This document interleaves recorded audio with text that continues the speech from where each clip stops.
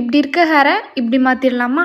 பார்லர்லலாம் போய் hair cut பண்ணால் one day செம்மையாக இருக்கும். அந்த நம்மளோட ஹேரை பார்க்குறதுக்கே அவ்வளோ ஆசையாக இருக்கும். பட் ஆனால் நெக்ஸ்ட் டே வாஷ் பண்ணதுக்கப்புறம் அது இருந்த இடமே தெரியாத மாதிரி மாறிடும். அதை நம்ம எப்படி வீட்டிலேயே செட் பண்ணலான்னு பார்த்துடலாம். ஃபஸ்ட்டு நீங்கள் யூஸ் பண்ணுற ஏதாவது ஒரு சீரம் எடுத்துக்கோங்க.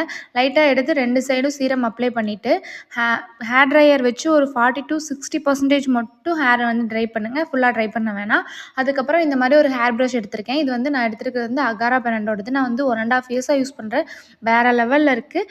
இந்த ஹேர் ப்ரஷோட லிங்க் வேணும்னா கமெண்ட்டில் லிங்க்குன்னு டைப் பண்ணுங்கள். உங்கள் டிஎம்க்கு ஆட்டோமேட்டிக்காக சென்ட் பண்ணுறேன்.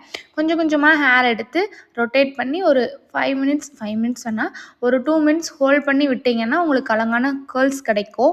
நம்ம ஃபுல்லாக செட் பண்ணி முடிச்சதுக்கப்புறம் அழகாக இருக்கும். பட் ஆனால் நம்ம செட் பண்ணுற கேர்ள்ஸ் வந்து ஒன் டே ஃபுல்லாக இருக்குமானா கண்டிப்பாக இருக்காது. ஹாஃப் டேவாக இருக்கும்னா அது டவுட்டு தான். ஒரு 1.5 ஹவர்ஸ் 2 ஹவர்ஸ்க்குள்ளே மட்டும்தான் இந்த ஹேர் வந்து நம்ம செட் பண்ண மாதிரி இருக்கும். இது வந்து ஒன் டே ஃபுல்லாக நமக்கு இருக்கணும்னா நம்ம செட்டிங் ஸ்ப்ரே தான் யூஸ் பண்ணணும். செட்டிங் ஸ்ப்ரே பற்றி வீடியோ வேணும்னா கமெண்ட்டில் செட்டிங் ஸ்ப்ரேன்னு கமெண்ட் பண்ணுங்கள். உங்களுக்கு நெக்ஸ்ட் வீடியோவில் அப்லோட் பண்ணுறேன். பாய்.